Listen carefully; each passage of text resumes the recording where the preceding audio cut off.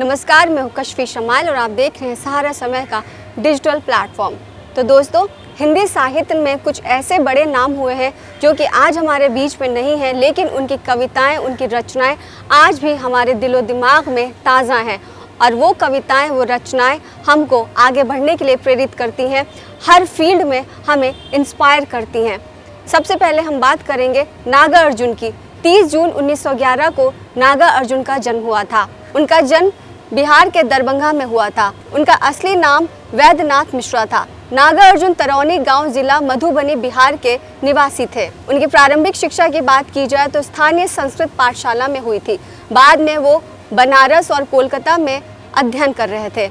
1936 में वो श्रीलंका चले गए और वहीं बौद्ध धर्म की दीक्षा ग्रहण कर ली। कुछ समय श्रीलंका में रहे और 1938 में भारत लौट आए। अपनी कलम से ही आधुनिक हिंदी काव्य को और भी ज्यादा समृद्ध बनाने वाले नागार्जुन का 5 नवंबर सन 1998 को ख्वाजा सराय दरभंगा बिहार में निधन हो गया था। नागार्जुन एक ऐसे कवि थे जो अपने सटायर की वजह से जाने जाते थे और खासकर अगर उनकी विशेषताओं की बात की जाए तो उनका फक्कड़पना, यानी कि जेब में एक पैसे भी ना होना और घूमने का शौक रखना उनकी खासियत हुआ करती थी। नागार्जुन अपने सटायर से सरकार ही नहीं बल्कि अपने दोस्तों को भी नहीं छोड़ा करते थे। उनकी कई ऐसी कविताएं हैं जिसकी वजह से उन्होंने राजनीति को और अपने दोस्तों को, अपने नज़दीकियों को निशाना बनाया और उन्होंने समाज पर भी काफ़ी कटाक्ष किए हैं। कई बार संपूर्ण भारत का भ्रमण करने वाले इस कवि को अपनी स्पष्टवादिता और राजनीतिक कार्यकलापों की वजह से जेल भी जाना पड़ा। कांग्रेस द्वारा गांधी जी के नाम का गलत इस्तेमाल करने पर नागार्जुन ने सवाल उठाए थे। उन्होंने कहा था, गांधी जी का नाम बेचकर बतलाओ कब तक खाओगे, यम को भी दुर्गंध लगेगी, नरक भला कैसे जाओगे। आज़ादी के 10 साल गुजर जाने के बाद भी जब देश की परिस्थितियों में सुधार नहीं आता तो नागार्जुन कहते हैं, अंदर संकट बाहर संकट, संकट चारों ओर, जीभ कटी है भारत माता मची न पाती शोर। देखो धसी धसी ये आंखें, पिचके पिचके गाल, कौन कहेगा आज़ादी के बीते 13 साल। कवियों में नागार्जुन एक ऐसे कवि थे जो किसी से डरते नहीं थे और निडर होकर के अपनी बातें अपने कलम के माध्यम से जनता तक पहुंचाने की हिम्मत रखते थे।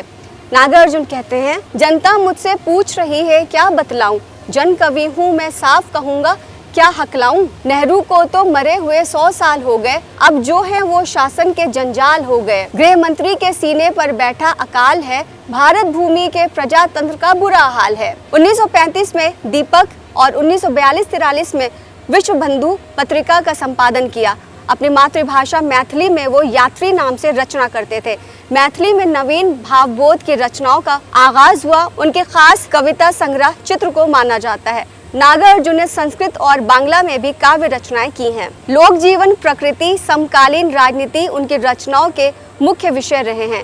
विषय की विविधता और प्रस्तुति की सहजता नागार्जुन के रचना संसार को नया आयाम देती है। छायावाद काल के वो अकेले कवि हैं जिनकी रचनाएं गांव चौपाल से लेकर विद्वानों की बैठक तक में समान रूप से आदर पाती है। जटिल से जटिल समस्याओं पर नागार्जुन इतनी आसानी से अपनी बात कह देते हैं कि क्या विद्वान, क्या आम आदमी, हर किसी को उनकी बातें सीधे उनके दिल तक पहुंचती हैं, उनके दिल दिमाग में बस जाती हैं और अपनी बातों को ठीक से लोगों तक संदेश के रूप में, कविताओं के रूप में पहुंचा पाते हैं। नागार्जुन ने छंदबद्ध और छंद मुक्त दोनों तरह की कविताएं रची हैं। उनकी काव्य भाषा में एक और संस्कृत काव्य परंपरा की प्रतिध्वनि है तो दूसरी तरफ बोलचाल की भाषा की रवानी भी देखने को मिलती है।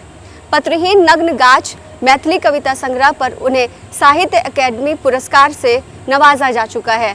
उन्हें उत्तर प्रदेश के भारत भारती पुरस्कार, मध्य प्रदेश के मैथिली शरण गुप्त पुरस्कार और बिहार सरकार के राजेंद्र प्रसाद पुरस्कार से सम्मानित किया जा चुका है। उन्हें दिल्ली की हिंदी अकादमी का शिखर सम्मान भी मिल चुका है। उनके प्रमुख काव्य कृतियां हैं युगधारा, प्यासी पथराई आंखें, सतरंगे पंखों वाली, तालाब की मछलियां, हजार हजार बाहों वाली, पुरानी जूतियों का कोरस, तुमने कहा था, आखिर ऐसा क्या कह दिया मैंने, मैं मिलिट्री का बूढ़ा घोड़ा, ऐसे भी हम क्या, ऐसे भी तुम क्या, पका है कटहल, भस्मांकुर, बलचन्मा, रतिनाथ की चाची, कुंभी पाक। नागार्जुन की सारी ही रचनाएं नागार्जुन रचनावली में 7 खंड में संकलित हैं। 5 पूत भारत माता के, दुश्मन था खूंखार, गोली खाकर एक मर गया, बाकी रह गए 4।